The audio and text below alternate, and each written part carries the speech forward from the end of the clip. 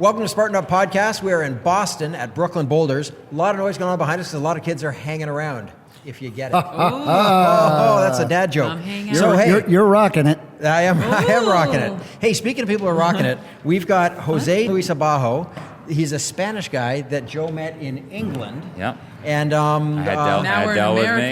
Yep. I had Angel with me. Olympic fencer, which I didn't know was in the Olympics. Well, he straightened you out on that. So basically, this is fencing. This is fencing. It's an Olympic sport.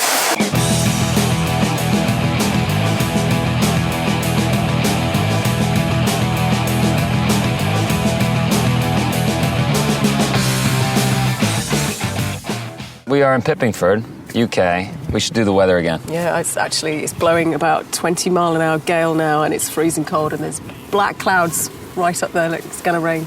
Yeah, up there is the same. You know what? The weather changes a lot around here fast. Yeah, that's why we talk about weather all the time, is because we have a lot of weather. We have a lot of weather.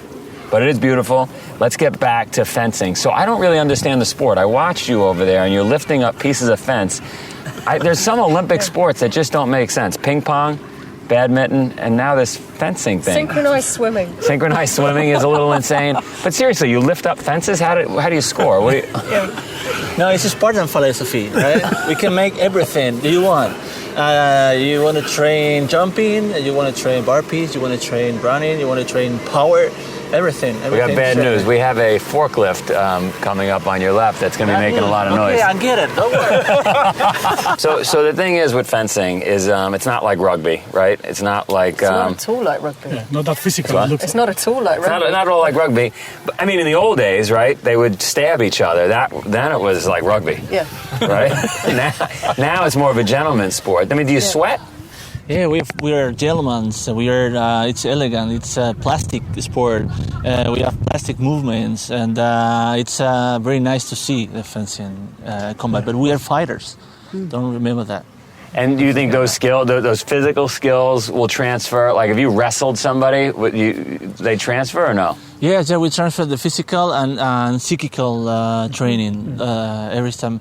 It's more important the physical. No, the mental. The mental than the physical. So if you have real skill, you don't need aggression. Yeah, you need it also. You need aggression too. Yes. You need aggression with it. You need aggression. Actually, if you we look at the Spartans, right? Why were they such a different warriors? I think there were two reasons why. One, they prepare for fighting. They've been preparing. Incredible and second, mentally. How do you apply that into fencing? How do you see that? Yeah, Spartan. Where is your profession? Aru. That's right? That was my profession, fence. And I'm preparing to this. And I have the mental preparation, but not the physical right way when I was 35-year-old. That's why I get in the Spartan group and start training with the mental of a Spartan. That's real close of our mental preparation. Everything can do it if you want. You can run, you can jump, you can make burpees, 200 burpees. You can do it. I've never been doing burpees before, but you can do it. Okay, let's try it. Let's do it. How do you do it? I'm going to train it. If you fail one risk, you can make burpees. Okay, let's do it. 1, 2, 3, 4, 5, 6, and let's start. And then when I get to the piste and when I get to the run, I get for 2 races, the 5 kilometer sprint and super 13. Mm-hmm. And then my coach told me not to run the 13th one because I have the European Championship and the week before, right? And then I ran the sprint 5 kilometers, but I was physical so good. And then next week I went to the European Championship and I won another medal, silver medal in the European Championship. 14 years later, that's my first medal in the European Championship. I won my first medal in the 2000 and the second medal 2014 after ran the Spartan race. Nice. So I don't know if you guys know this, but I had the Olympic wrestling team come train with us in Vermont. And I don't even know how to wrestle. There's no value I could add to Olympic level wrestlers, right? I was wrong. What we added was exactly what you talked about. We 48 hours straight, no sleep. We made them work. And they said, this is ridiculous. We've never trained like this. This is stupid. 12 months later, one of them won the Worlds. he called me and said, I just want to thank you. That 48 hours changed my life because he's been training for 5 minutes, right? They're training for a match for 5 minutes. They're not training for 4. But I wanted to get in his head that if you could get through 48 hours, you can get through 5 minutes or 30 seconds or whatever it is you need. That's right. You're out of your comfort zone, right? You're training those hours, those days. And then with the Spartan, I say, hey, we met all together in that park. We're going to run 13 kilometers today. We're going to make some push and power and sudden, okay, let's do it. And then you're out of your comfort zone and you improve. It's better. And we manage some athletes in Spain. We help them, and they really sometimes come to us because they think they reached the top of their performance. You know? Like 28-year-old athletes, runner, 400 hurdles, right? 400 meters hurdles, and they say, well, I know I'm better. I just don't know how to get it out of me. And I think that's another difference. You have the feeling when you're an athlete that you have something inside of you that you cannot come out, and it doesn't come out of practice or more physical training. It's like how do you let what you have inside out? And attitude. Exactly. Is it showing you that you're capable of doing more, something you've never tried before? Yeah. So unless you get challenged, and you're not going to try living. it. Absolutely. Oh, there you go. I like that. Learning by living. I love it. You would be able to comment on this. I heard that when we face adversity, so we go out in terrible weather or we go out and do a 52-mile run, and there's an actual imprint that takes place on the brain. Is that true? I heard that occurrence physically changes the brain. It can do, absolutely. And human beings have got what we call an old brain and a modern brain, and we're all sort of built with that. So there's a lot of things that if you're threatened, you go into a particular type of behaviour. So if you put yourself into difficult or challenging situations, you are able to manage it. Right. And then you're able to deal with it again, right? The body adapts to deal with it again. Actually, they say that we have been trained on the left side of the brain, right, in a linear way. Like if you do something, something happens. It's like a cause-effect thing. But then all of a sudden, you will get involved into a way where that's a kind of a parallel processor. Like many things happen at the same time. You have to manage the whole thing, and that's what makes the shift. And that's what actually makes you take all your resources and make them work. And in my opinion, on training like for something like our races and everything, that really is practiced by preparing for a Spartan, because it's not only that you physically have to be trained, it's like you have to be mentally prepared for the unknown. Yeah. We have a natural instinct to want to survive. We're still animals, and we forget that in the modern world, So when people find that in themselves, I think that really changes them. Yeah, you gotta focus, right? You got an objective, your race is 1 day, 1 hour, and you have to prepare it, and you have to improve yourself to get better. I hope you're not sitting still while you listen. If you are, you better get a burpee break in.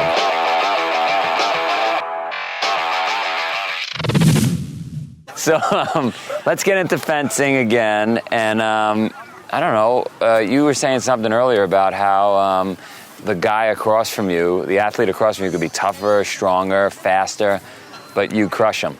Yeah, that's the mental preparation, Everybody that fence know that you can be stronger, you can be faster, you can be more power or more taller, younger, whatever, but I can stay in my seat and I can beat you.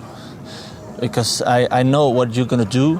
I know you. I know your appearance. If you are angry, if you are happy, if you are so stressed, or I know it. I've been doing that for 25 years, and I know the people. And with the mask on, right? I know the people. So the mental preparation, it's so good. It's so good in fencing, and that's what a kind of preparation with the Spartan philosophy that everything is easy. Let's do it. Okay, I don't have good shoes to run. Don't care. You're a Spartan. Run. Okay, it's cold. What's the problem? It's cold. Run. I'm gonna get wet. What's the problem? Get wet and then get dry. Run.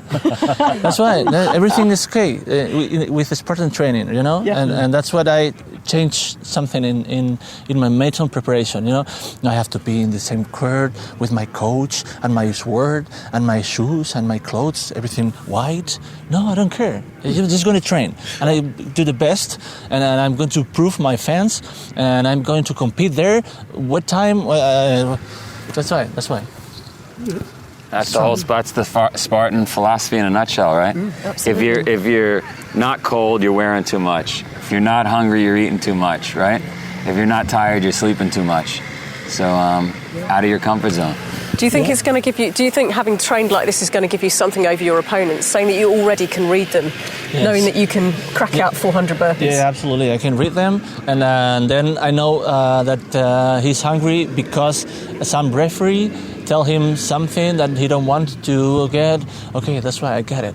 I got him. I'm gonna beat him for sure. Yeah, actually, one of the things that I like about sports is like, I think I heard Joe something that it comes to a point where actually your favorite word is no. You know, say no, you cannot do it. Oh, fantastic! You know, now is when I'm going to do it. You know, it's like no, you are 35. You know, you won't. But you won't get a medal anymore. You cannot improve your physical training. Oh, I can't. Yeah, that really changed it. I mean, I was a witness of his growth process, and it's amazing. I was told I'd never make it to medical school. Well, there you go. That was my fight. Absolutely. There you go. Watch me now. Well, I was told that I wouldn't be able to change the world through sports. You know, I'm on the way. So this is it. I think that.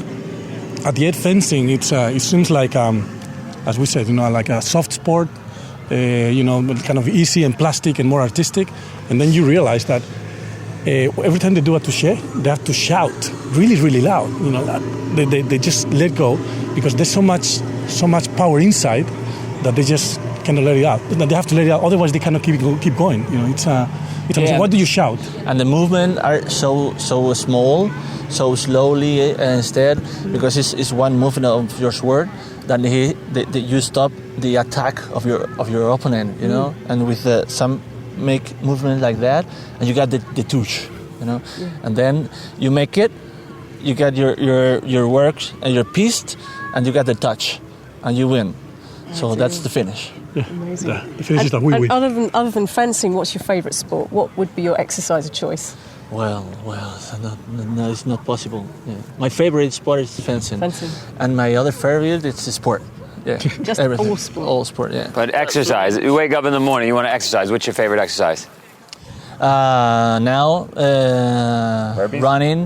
running because I have to run for my weight. I know it. Burpees also because if I have to make some like 3 or 4 burpees here, I'm gonna die. And then in the afternoon I play tennis now and paddle, and then I start with my bicycle and my friends around the mountain. Every kind. I love it. In my free time I make sport. When you, I remember you in a class, in a marketing class, and we were with some friends, you know, and we asked you what were you doing, and you were saying that you were getting prepared to lose. Tell me why you said that, and then what happened afterwards. Well, I get the class, the university, because I want to improve myself out of sport also, and preparing the end of my career, because we never know when you're going to stop. And stop fencing, it's a hard day when you decide to stop. And then since this happened, I was studying every kind of things and marketing, sport marketing. Of course, I love it. And one of my teachers said me, okay, present yourself and tell why are you here and what do you want of these classes. And then I told, okay, I'm preparing to lose because I'm the best in Spain and the best, one of the best in the world. And I'm preparing to lose and to finish my career and to make something. And I want to learn about it, and I don't know what to do. And now, 3 years later, I never stop. Nobody beats me, so I never lose. So I stay with my career, and I continue training, continue competing, and continue with my philosophy. I'm now preparing to lose. Still preparing to fail at something. Have you ever failed at anything in life? Yes, but you get so many too many losses and one winning or 2 winnings. All your life are losing, but this is 2 winnings are the best, are what you're preparing all your life. So really what happened is that the moment you were prepared to lose is actually the moment that you really started to win.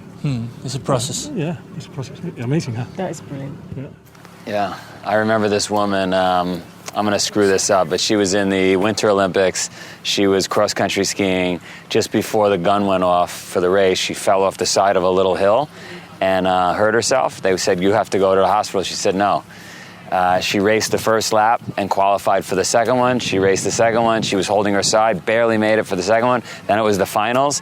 She got the bronze, I believe. They interviewed her. They rushed her to the hospital. I don't know if you know the story.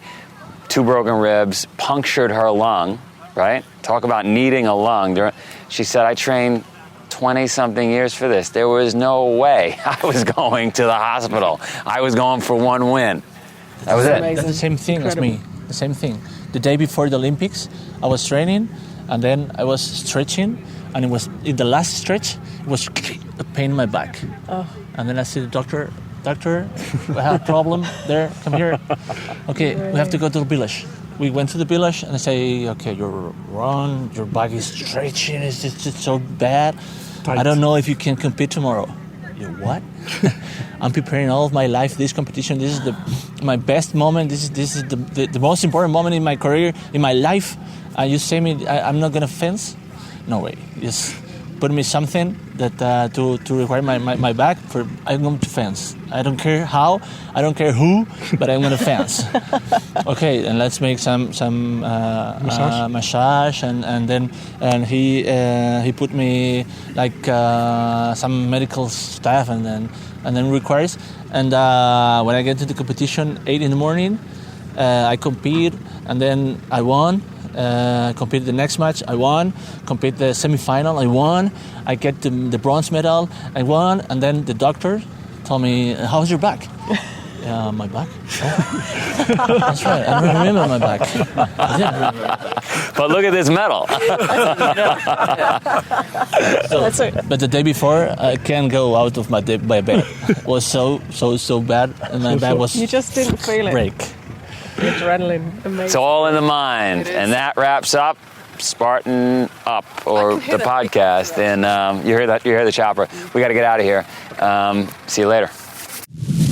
I don't know about you guys, Spartans, but for me, all I kept thinking of was, my name is Indigo Montoya. You killed my father. Prepare to die. From the Princess Bride, if I remember From the correctly. Princess Bride. I loved his voice. Was he left-handed?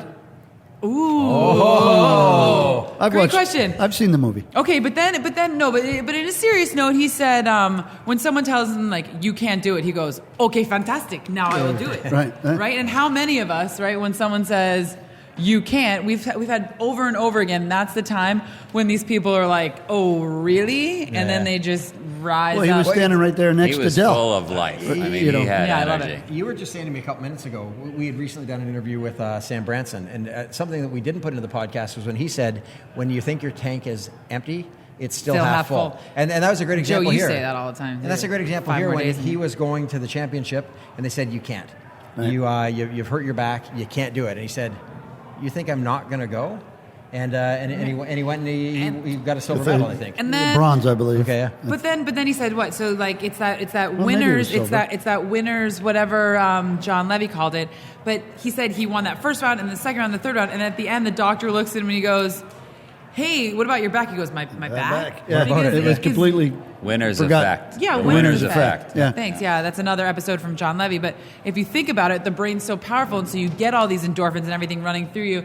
And often that limitation that they say, this is why you can't, don't, stop, is just, you just totally overcome it, and then that's your glory day. It was also fun to Something. watch him. He obviously is really excited about Spartan. I mean, this is a guy who is a world-class athlete. He's competed internationally at a very elite sport, and here he is stoked about running Spartan races. Yeah, he loves them. And like telling you about the ones he's done, and it was really, really cool. And we're seeing that. Like, I mean, Randy Moss came around a race a while ago. And You like, know, I was all over the world. under the barbed wire at a Spartan race with Randy Moss. To your point, right, of these amazing athletes you that are. we World class Hall athletes, of Fame. and he's broken. Yeah.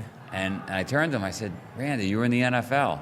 He said, "The NFL is nothing compared to this." So I think that's what they see, right? You do that same training every day. They probably get really good at what they're doing, but Spartan takes them out of their comfort zone. But it looked like the Spartan energized him, right? Kicked him into gear because he won at, 40 years old? Yeah. You know, I mean, it kind of when everybody else should be backing down, he is hitting his peak. And then Angel piped in and was talking about the how can you tap into that? You talked about the wrestlers and Yes, I was helping just this gonna guy say. tap into level. And Survive when these 48 people hours think up that there. they hit their peak performance, there's usually still so much more if you can find a way to pull it out. And it isn't physical anymore. It's usually mental, right? Yeah, when I used to say when you can't take another step, you usually have 8 days left. To live, or is that just... Unless you're Shackleton, then you have Welcome 500 to days. Spartan. 500 days, Yeah. That's Yeah, awesome. and the other thing that he says along those lines, which you hear all the time, is like, I can't go run, I don't have the right shoes. I can't go do this because of that, blah, blah, blah. All these excuses. And then you say, like the other night when I got here, I'm asking all these people for sneakers. They don't have it, so I went running in Sorel boots. I'm not saying but who cares, right? I mean, oftentimes we look to have the perfect equipment to go out and do these things, but just use whatever you have. Was it you that went and ran in Sorel boots? What is it? She roughed it with I've heard a lot of people talk about that. That was boots. you? Yeah, I went roughing with $160 boots. That's not the point. The point is, there's no reason if you want to do something, just do it. And you know what else I want to do is go to Spartan.com. Just before you do, I want to say that that Marion so often off camera will say her favorite parts of the interviews that she doesn't get to say because she's behind the camera. Something that you picked up on that was really awesome was when Delle said, "So if you have skill, you don't need aggression, right?" And he turned and said, "Oh, I have aggression." And hi to Delle, by the way. We love you, Delle. We miss you, Delle. We love you, Delle. So, yeah, finish Go up. running in boots. Make fun of me. Do whatever you want to do. Go to Spartan.com/podcast. Thank you for watching another epic story of success. If you like our message, please share Spartan Up with your friends and subscribe on iTunes, YouTube, or wherever you catch our show, maybe in the woods. Spartan Up is brought to you by Spartan Race. To find a race near you, visit Spartan.com.